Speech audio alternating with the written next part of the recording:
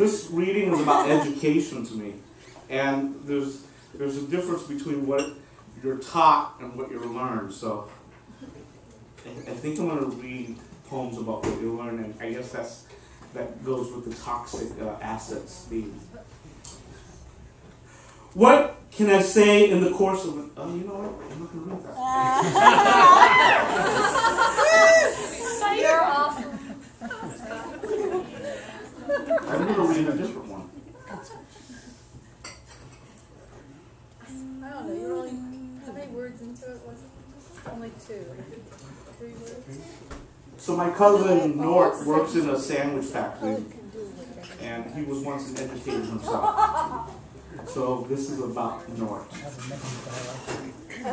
Perhaps I identify with the character of Pagoda in Wes Anderson's The Royal Tenenbaums, The Bad Pink Pants. He is Asian like I am Asian. He is a butler like I am a butler. And that scene played as if in slow motion. He pulls out the small pocket knife no bigger than the Swiss Army knife my mother carries in her purse. She uses it for the sole purpose of peeling apples. He pulls out the knife, unfolds the blade. You son of a bitch. He stabs Royal. No more a stab than a symbolic prick. All is forgiven. He takes Royal to the hospital, and they remain friends for the duration of their lives. Perhaps in real life they are not really friends. They work in the same triangle sandwich factory. They shop in the same processed meat store. Royal translates Pagoda's language. Pagoda translates Royal's eating habits. Royal's eating habits affect Pagoda's life. Pagoda considers the idea of pricking Royal only because he has seen the movie. He thinks it is funny. He is not a violent man. He likes his job as the butler in the triangle sandwich factory too much. He likes his pink pants. He is content with knowing that Royal is a prick.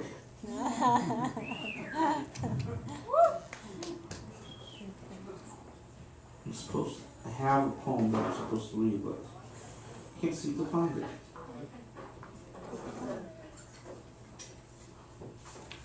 Use stickies. Use stickies. Ah, here it is.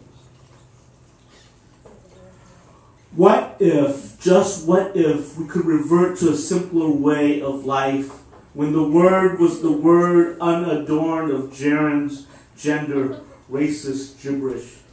The word at its purest, a noun, a greeting, a compliment in the right context.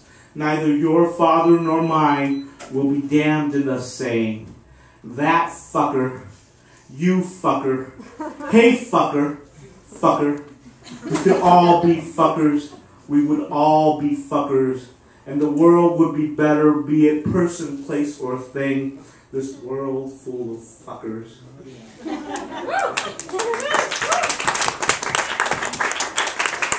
I'm going to end on a poem that I have not been able to successfully read.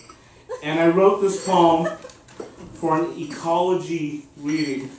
And the person who hosted the reading actually thought, I think he thought that I wrote it about him. And it really isn't about him. I hope it doesn't offend anyone here as well. But if it does, then it does, right? So the nature of things. And it's actually a short. It was in the English class in the 11th grade, 3rd period. I sat in the far left row in the classroom in a portable out by the football field. I sat in the second to last seat behind a tall guy named Rod, whose brother, years later, would be eaten by a shark off the coast of Santa Cruz. To my left was a fat guy named Vincent, who drove a Trans Am that he could barely fit into. It's important that I get this right down to the last detail, because it was in the 11th grade in my 3rd period English class that the teacher, Mr. Allen, said tuberculosis was on the rise because immigrants were on the rise. They spat on sidewalks during the hot months of April, May, June, July. The sun would evaporate the spit on the sidewalks, and the wind would scatter it into the air. The stats on TB were on the rise because we were all breathing the same air. It is important that I get this right because it was in the third period of an English class in my 11th grade that he said TB was on the rise, and I was sitting in a classroom in a portable out by the football field. The fat kid farted and blamed it on the tall guy sitting in the seat in front of me. The tall guy decided that he was going to blame it on me. It was in the far left row in the second to last seat in the English class in the third period of the 11th grade that I saw snow for the first time. It was important that I get this right. It was snowing in November in San Jose.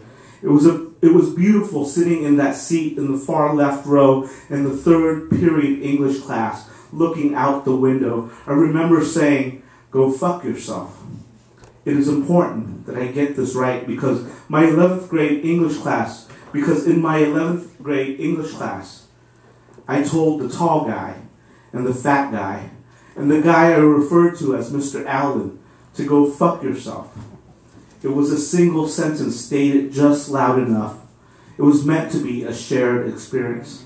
In the 11th grade, in the third period English class, I was kicked out of school for the duration of a week because in the 11th grade I said, "Go fuck yourself," in an English class. In the third period, I remember walking home. It was a fall day, and the leaves were changing colors, and it snowed that day. I remember because it never snows in San Jose. I remember thinking it was beautiful but strange, the changing of the leaves and the falling of the snow. It was beautiful that fall day. Thank you.